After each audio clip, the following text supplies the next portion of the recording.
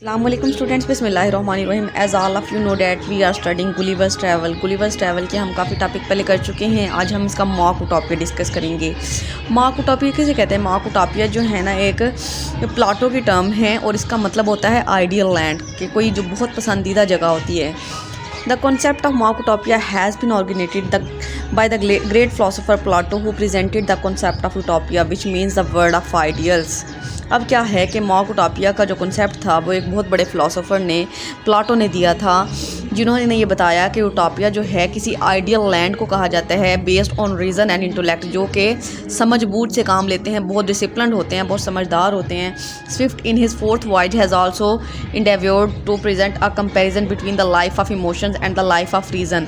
अब स्विफ्ट का जब हमने फोर्थ वॉयज पढ़ा था तो उसमें भी उसने कंपैरिजन किया था कि इमोशंस जो होते हैं वो इंसान को करप्ट करते हैं, इंसान के लिए डिस्गस्ट पैदा करते हैं और इंसान को इंटेलेक्चुअल लाइफ जो है ना वो गुजारनी चाहिए हॉइनम्स के जैसी।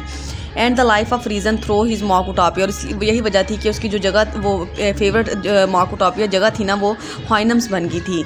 हॉइनम्स लैंड वाज स्विफ्ट यूटोपिया। अब क्या था कि हॉइनम्स जो थी वो उसकी पसंदीदा जगह बन गई थी स्विफ्ट की।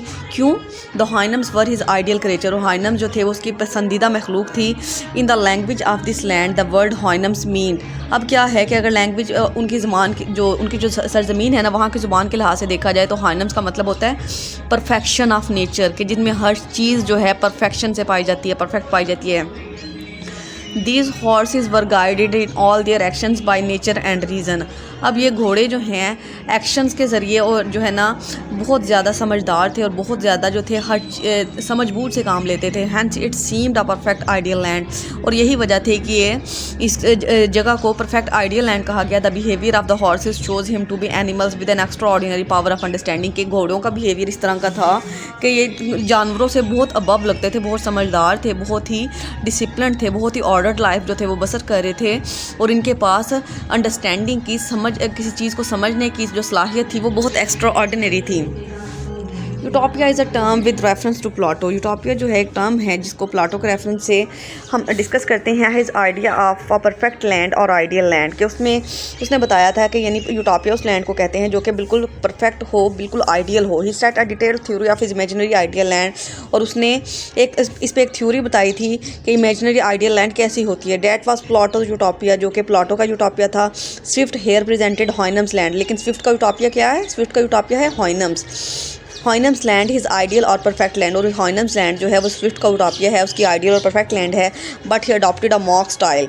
अब क्या है कि लेकिन उसने इस सारी चीज़ों को पेश करने के लिए मॉक स्टाइल, मॉक का मतलब होता है थोड़ा सा funny style of Plato's theory of utopia by presenting Houyhnhnms land his ideal land, therefore it is mock utopia. कि यूटोपिया तो हम आइडियल लैंड को कहते हैं ना, लेकिन उसको ने गुलिवर ट्रैवल के ज़रिए जो है, जैसे उसने बहुत सी फ़नी चीज़ें भी बताई हैं ना इसमें हमें, वो जैसे हमने लपूटा एंड लगाडो के बारे में पढ़ा था, और लिलीपुट के बारे में जब हमने पढ़ा था कि वहाँ पे छोटे छोटे बोने रहते हैं, तो यानी उसने थोड़ा सा फ़नी टच दिया है, इस वजह से इसको हम मॉक उटोपिया कहते हैं। His dramatic hero Gulliver undertook 4 voyage to various land. अब उसका जो हीरो होता है ना जिसका नाम गुलिवर है, वो 4 वॉयज करता है अपनी ज़िंदगी में, 4 सफ़रों पे जाता है, 4 ज़मीनों के सफ़र करता है। In the and he explored his mock ideal land, और जो उसके एंड वाला सफ़र होता है ना वो उसके लिए बहुत ही आइडियल बन जाता है। वो लैंड जहाँ पे वो जाता है हॉइनम्स के लैंड पे, वो उसके लिए आइडियल हो जाती है, because he idealised Houyhnhnms and did not want to return home, considering the world of Houyhnhnms is a perfect land. अब क्या है कि वो हॉइनम्स उसको इतने ज़्यादा पसंद आते हैं, इतने अच्छे लगते हैं कि वो वापस अपने घर, अपनी लैंड पे, अपनी सरजमीन पे नहीं आना चाहता, अपने मुल्क वापस नहीं जाना चाहता, और हॉइनम्स को परफेक्ट लैंड कंसीडर कर लेता है। I had no question of bribing, flattering और pumping to produce the favour of great man और of his minion. I wanted to fence against fraud और ऑपरेशन। यानी वो कहता है कि यानी यहाँ पे जो है ना हर चीज़ जो है एक ऑर्डर्ड फॉर्म में है। जितनी भी हमारी सरजमीन पे करप्शंस पाई जाती हैं, जितने भी जो है खुशामद या फिर लस्ट, ग्रीड, हर चीज़ पाई जाती है ना, वो यहाँ पे नहीं है, और मैं जो है यहाँ पे ही रहना चाहता हूँ। In Brobdingnag he was treated like a strange insect. जब वो ब्रॉबडिंगनैंग में रह रहा था ना, जब वो उधर गया था सेकंड वॉयज पे, तो वहाँ पे उसको सब लोग जो थे ना बहुत अजीब व गरीब समझ रहे थे, क्योंकि उसका साइज़ जो था उनकी निस्बत बहुत छोटा था। ब्रॉबडिंगनैंग के लोग जो थे वो बहुत बड़े साइज़ के थे, इंसान से बार काफ़ी ज़्यादा लंबे थे, चौड़े थे। His position was very humiliating. उसकी जो वहाँ पे पोजीशन थी या हालत थी बहुत ही काबिल तरस थी। So he wanted to return home, इसलिए वो वापस घर जाना चाहता था। He was happy to be picked up by eagle और बाय शिप, और वो जो क्या था कि उसको एक किसी ईगल ने, किसी एक आप ने जो था ना उठा के जो था वो कश्ती के पास ले आया था, because again he was not in an ideal land and also because he was having a self pride of being an English who were ruling over the most parts of the world. अब क्या है कि उसको यानी जब उसके वो मुल्क वापस भेज दिया गया था तो वहाँ पे आके वो खुश नहीं था, वो क्योंकि वो कहता था कि हम इंग्लिश लोग हैं और उसको खुद पे गुरूर था और वो कहता था कि हमें जो दुनिया के मुख्तलिफ हिस्सों पे जो है हुकूमत करनी है और पहले भी हम करते रहे हैं। फ्राम लपूटा एंड लगाडो, जब वो थर्ड वॉयज पे गया था लपूटा और लगाडो में, he was also anxious to return home, वहाँ जाके भी वो सेटिस्फाई नहीं था और अपने घर वापस आना चाहता था। When he discovered the misery of their existence he wanted to return home, जब उसको पता चला कि वहाँ पे जाके उसने यानी किस तरह से साइंस का, नॉलेज का, विजडम का मिसयूज़ किया जा रहा है, तो उसने कहा कि मैं अपने घर वापस जाना चाहता हूँ। He was happy to be back with his family, जब वो अपने घर वापस आ गया था तो बहुत खुश था, because the word of Laputa and Lagado were not good enough to be idealised by any aspect, यानी किसी भी लिहाज से देखा जाए तो वो लपूटा एंड लगाडो की लैंड जो थी वो उसके लिए आइडियल नहीं थी। इस वजह से वो वहाँ से वापस आके खुश महसूस कर रहा था, अच्छा महसूस कर रहा था। With the passage of time Gulliver got fed up of living there, फिर यानी वो थोड़े अर्सा अपने घर रहता है और वो फिर उसका जो है ना दिल भर जाता है और वो जो है कहीं जाना चाहता है, एनी मोर एंड रिटर्न, फिर वो चाहता है कि कोई अच्छी सी जगह हो जहाँ पे वो जाए। फिर वो फोर्थ वॉयज पे चला जाता है, but in the fourth voyage he met marvellous creature, वहाँ पे जाके वो एक बहुत ही ज़बरदस्त मखलूक से मिलता है, home he regarded as perfect, जिसे वो परफेक्ट कहता है।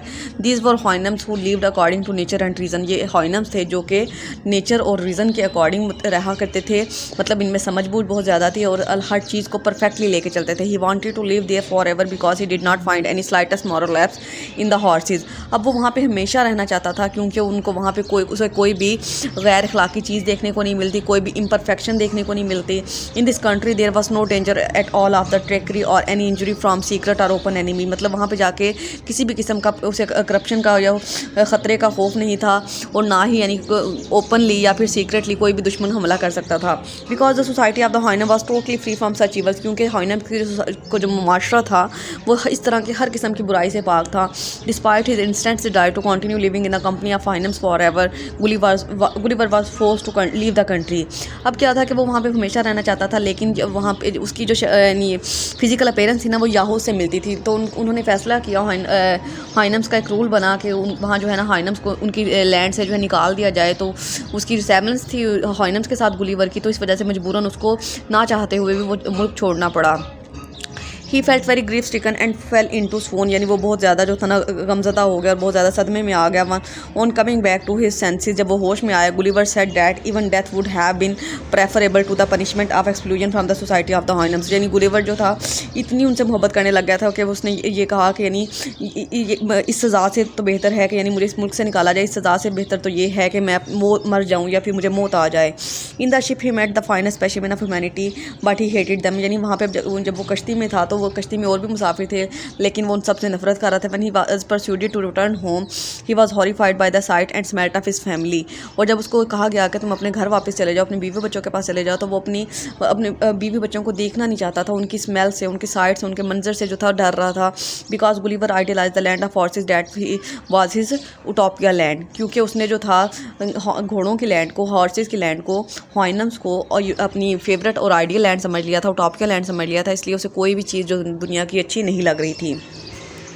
हाइनम्स फॉर रैशनल बीइंग, हाइनम बहुत समझदार मखलूक थे। They did not have any controversies, उनमें जो थे किसी भी किस्म के क्लैशेस नहीं पाए जाते थे। They reached such a high level of understanding that they did not need any government और लॉस, यानी उनकी जो अंडरस्टैंडिंग थी, उनकी जो हर चीज़ को समझने की पावर थी वो इतनी हाई थी कि उनको किसी गवर्नमेंट की, किसी कानून की भी ज़रूरत नहीं थी। They had no word in their language to express anything evil, कि उन्होंने उनकी ज़ुबान में ऐसा कोई लफ्ज़ ही नहीं था जिसे वो जो बुराई के लिए इस्तेमाल कर सकें। They had no word for lies, उनकी ज़ुबान में झूठ का वर्ड ही नहीं था। If they wanted to say something someone had told a lie, अगर उन्होंने ये कहना होता था कि किसी ने झूठ बोला है तो वो कहते थे they would say that he had said the thing that which was not, वो मतलब उनको झूठ लफ्ज़ का भी नहीं पता था, वो ये कहते थे कि यानी इसने वो कहा है जो नहीं था।